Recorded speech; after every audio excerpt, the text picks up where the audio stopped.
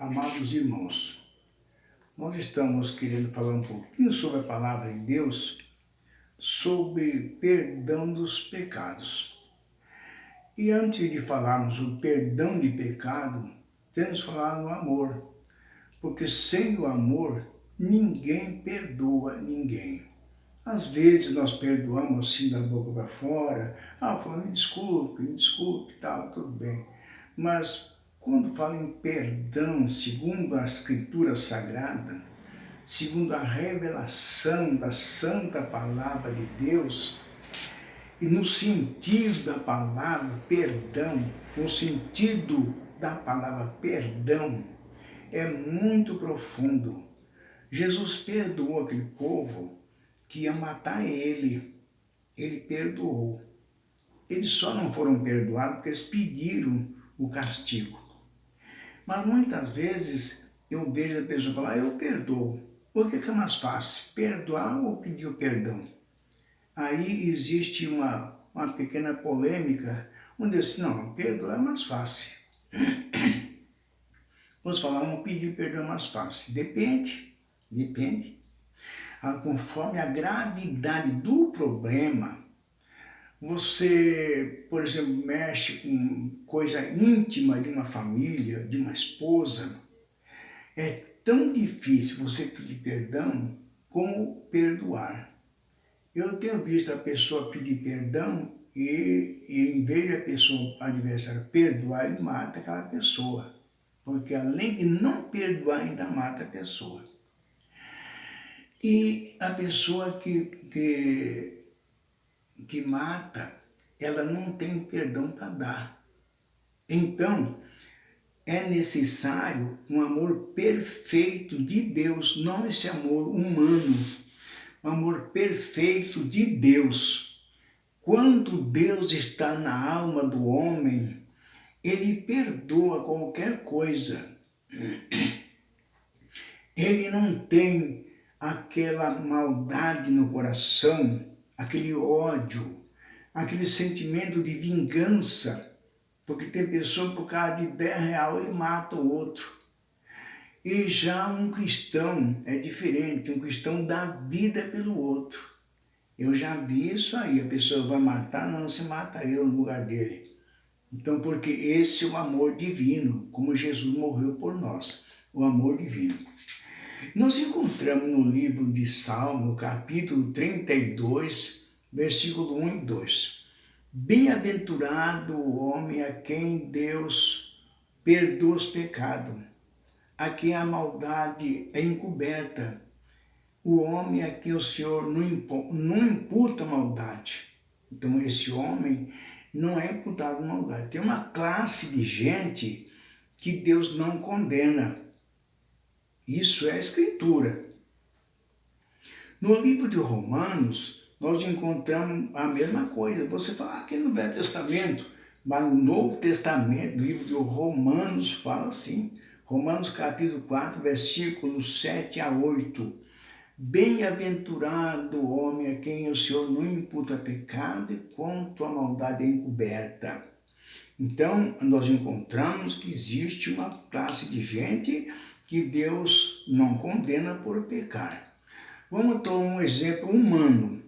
Você tem um filhinho, ele faz uma coisa, por mais grave que seja, você não mata ele porque ele errou. Você paga o erro dele, se é dinheiro, se é o que for, você paga, mas ele continua sendo seu filho. Você nunca condena ele, nunca mata ele porque ele cometeu um erro. Não, você defende ele porque ele é seu filho, é parte de sua vida. Assim é com Deus. Aqui tem um povo que é parte da vida de Deus. Um povo que tem seu nome escrito no livro da vida do Cordeiro, desde antes da fundação do mundo. O nome dessa gente está escrito no livro da vida eterna do Cordeiro, com o sangue de Cristo, antes da fundação do mundo. Deus é onipotente, Ele sabe como fazer. Nós não entendemos isso, mas Deus fala em sua palavra e a palavra não falha. Então, esse povo não tem nada que possa condená-lo. Se ele pecar 7 vezes, o Senhor perdoa. Eles estão predestinados para chegar lá. Essa é a sua noiva, a igreja do Espírito Santo. Eu vejo muitas pessoas falando assim, que igreja você pertence? Eu não pertenço à igreja. Ah, mas tem que pertencer à igreja. Tem que congregar, tem que pertencer à igreja. Mas nós congregamos em Cristo. Segundo a Escritura, congregamos em Cristo.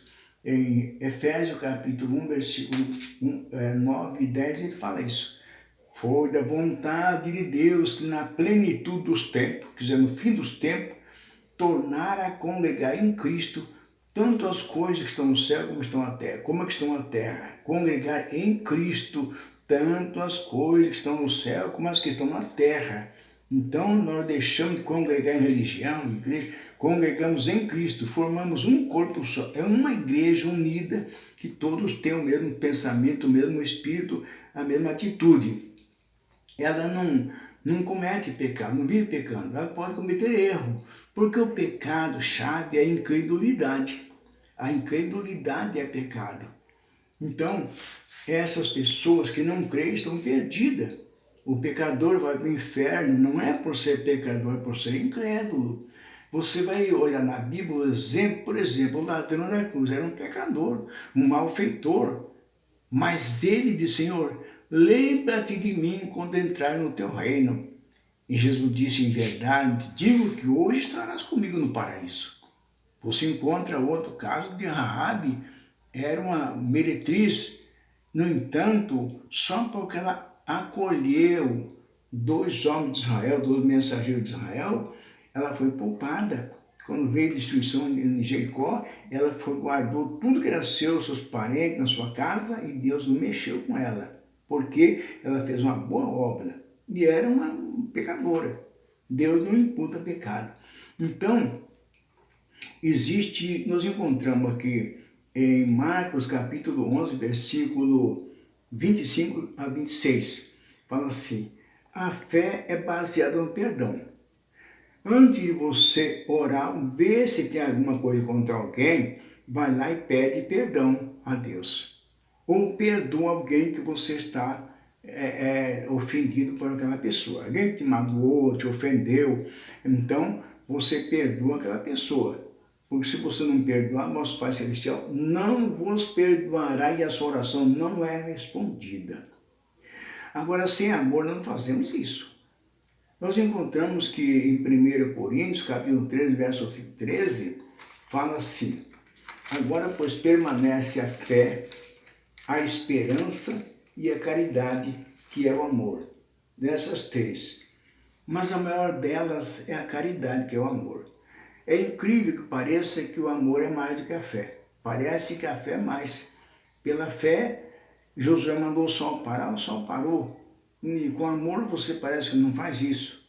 Mas em Gálatas, capítulo 5, versículo 6, está escrito assim, nem a circuncisão, nem a incircuncisão tem efeito algum, mas sim a fé que é impulsionada pelo amor. Você vê, precisa do amor para impulsionar essa fé. Do contrário, essa fé não resiste, não suporta as tempestades, os vendavais. Pedro estava andando por cima da água para encontrar com Jesus. Quando levantou uma grande onda, ele teve medo e se afundou. E Jesus tomou pela mão e disse, homem de pouca fé, por que duvidaste? Você vê, faltou fé, a fé não suportou aquilo ali. Ele duvidou, porque o amor não deixa você duvidar. O perfeito amor de Deus, veja bem, o perfeito amor de Deus é que sustenta a nossa vida. Nós encontramos aqui em São Mateus, nós encontramos que ele diz assim, bendizei o que vos maldizem, perdoai-vos que vos ofendem, orai pelos que perseguem e caluniam, para que tornar filho de vosso Pai que está no céu, que faz com que o sol se levante sobre maus e bons, e a chuva caia sobre justo e injusto. Veja bem, para que torne filho do vosso Pai, você tem que perdoar, você tem que orar, amar os seus inimigos, perdoar o que vos ofendem, tá vendo? E no mesmo capítulo,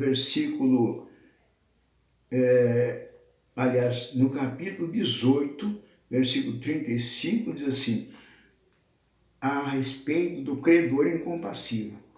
Ele falou, aquele credor incompassivo, ele foi perdoado, mas quando ele encontrou um conservo seu, um companheiro, que devia também muito menos, ele devia 1.000 cruzeiros, 1.000 real, ou devia 100, mas o senhor daquele homem perdoou 1.000 real, porque ele não podia pagar, suplicou para misericórdia, mas o outro devia 10, da mesma maneira suplicou a misericórdia, mas ele sufocava ele e encerrou na prisão até que pagasse toda a dívida. E o senhor daquele servo soube o que tinha acontecido, pegou ele e encerrou na prisão e fosse torturado até pagar a última dívida, porque ele não perdoou. Você vai encontrar na Bíblia que um pecado perdoado,